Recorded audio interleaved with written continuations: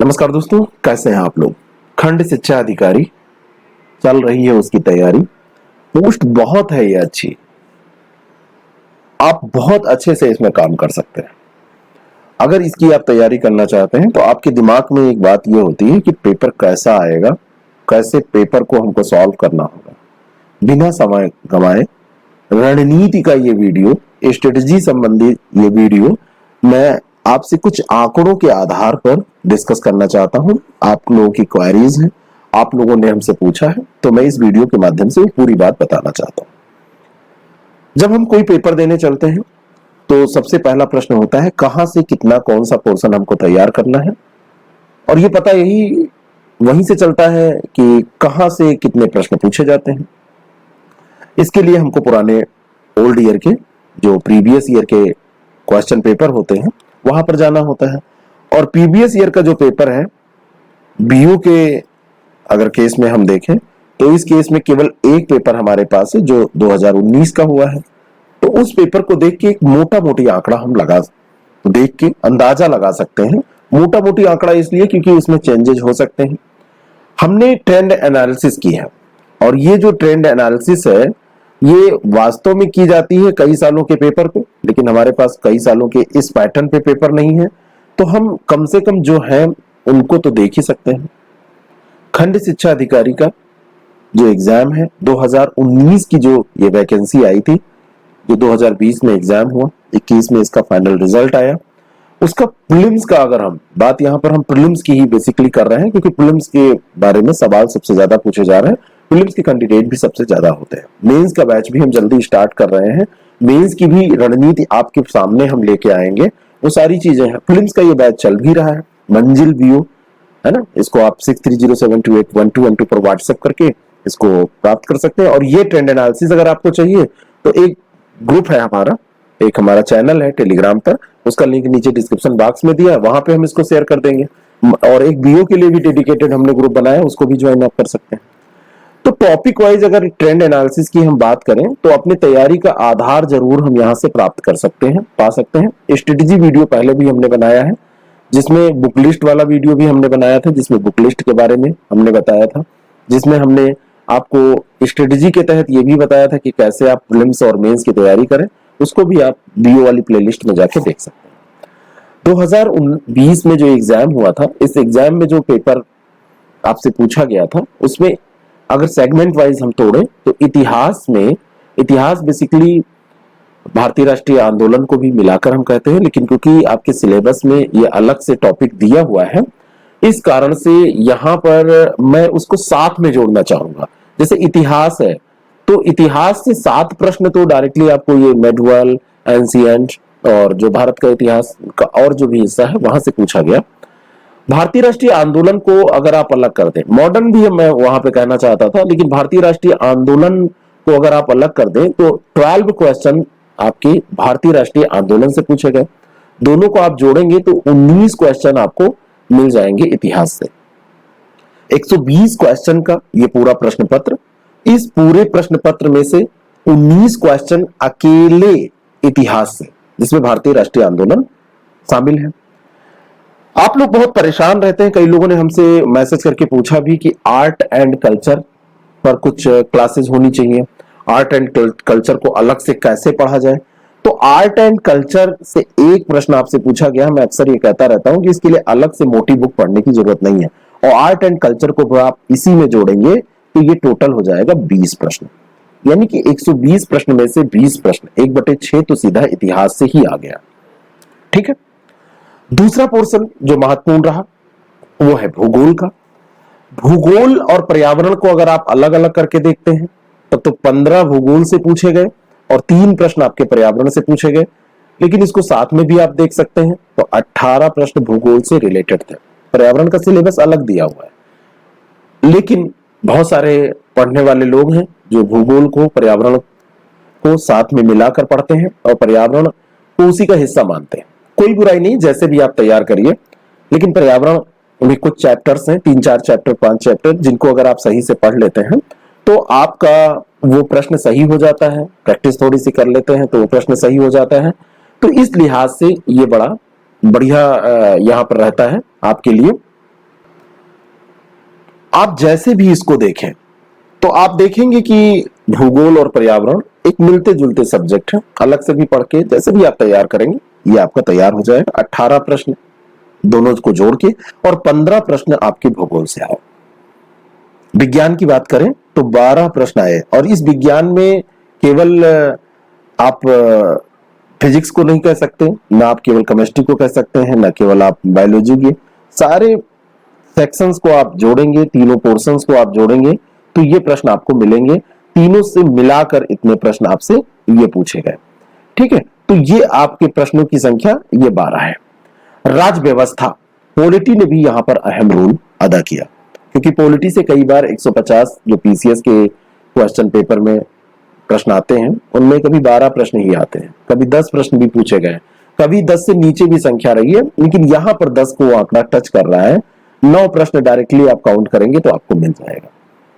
कई बार आप लोग बहुत परेशान रहते हैं। इस पेपर में मैं आपको बताऊं, योजनाओं पर बहुत लंबे लंबे वीडियोस बनाए गए, मोटी मोटी किताबें लोगों ने खरीदी, बहुत सारी योजनाएं पढ़ी। एक प्रश्न योजना पे ऐसे पूछा गया था।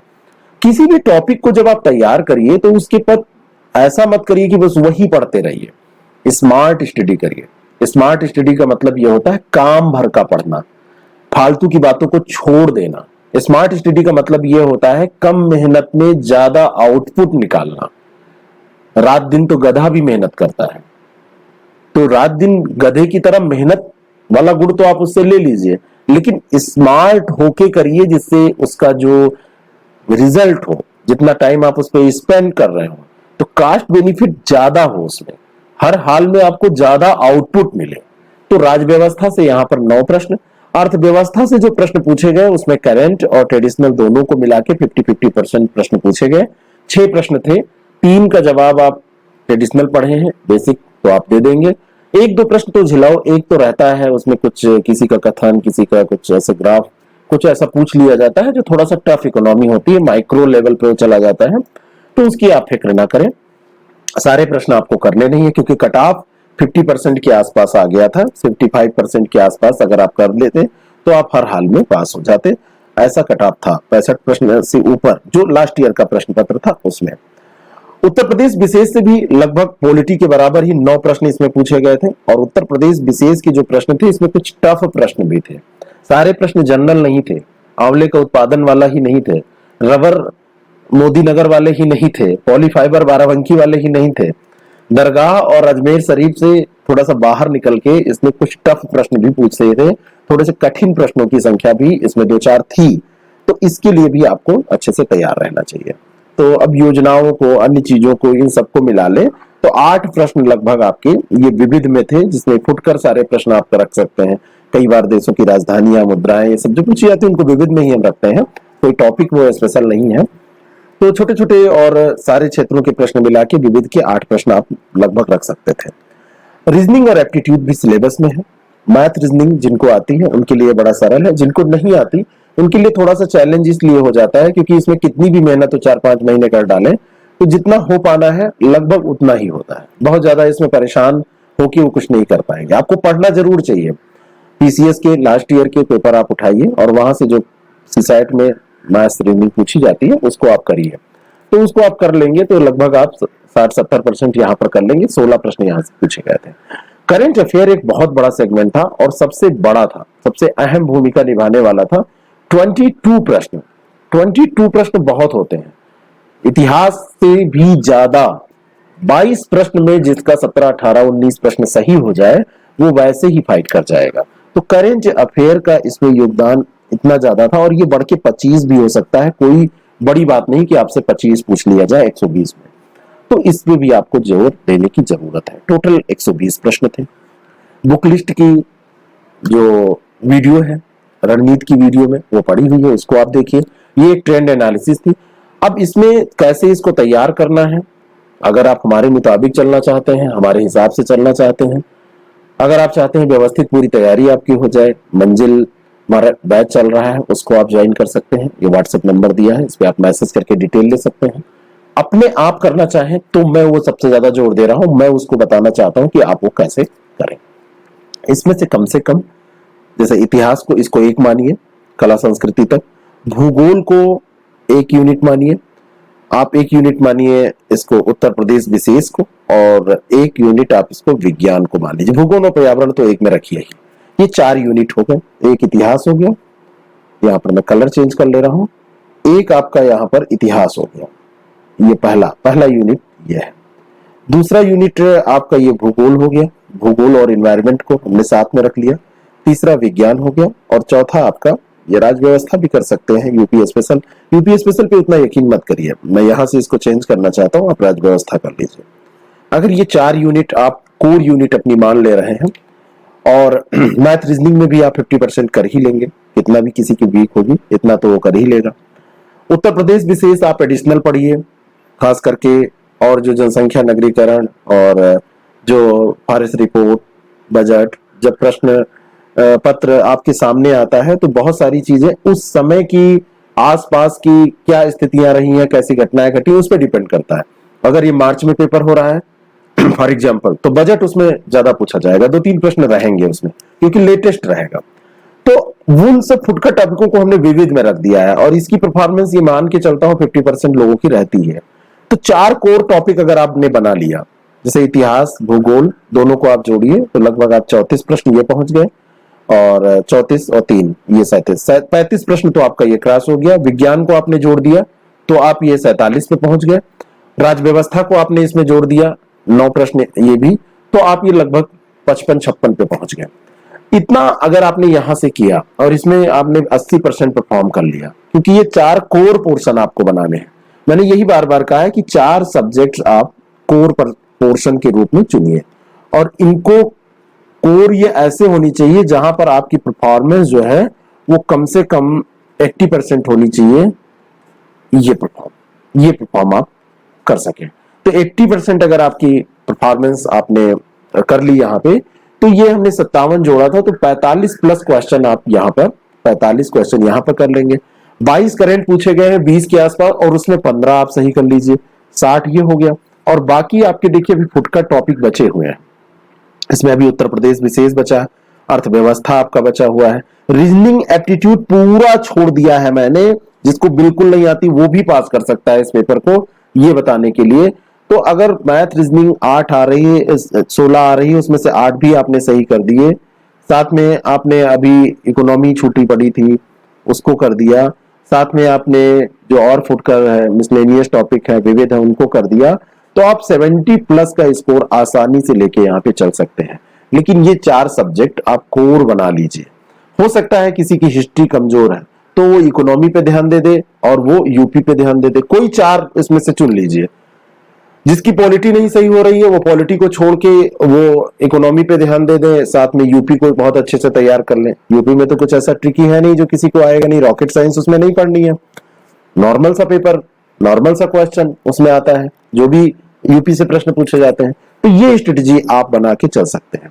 हमारी मदद के लिए अगर हमारे बैच से जुड़ना चाहते हैं, जिसमें आपको क्लासेस भी मिल जाए, जिसमें आपको नोट्स भी मिल जाए, जिसमें आपको स्ट्रेटजी में लगातार परिवर्तन भी किया जाए, ऐसा नहीं कि बता दी गई एक बार, तो जो एक माहौल आपको चाहिए, अगर वो आप चाहते हैं, एक ग्रुप में आप जुड़कर माहौल समझकर लोगों की जो तैयारी चल रही है वो किस लेवल की है ये जानना चाहते हैं, उसमें जुड़कर तैयारी करना चाहते हैं, तो हमारे मंजिल बैच को आप ज्वाइन कर सकते हैं।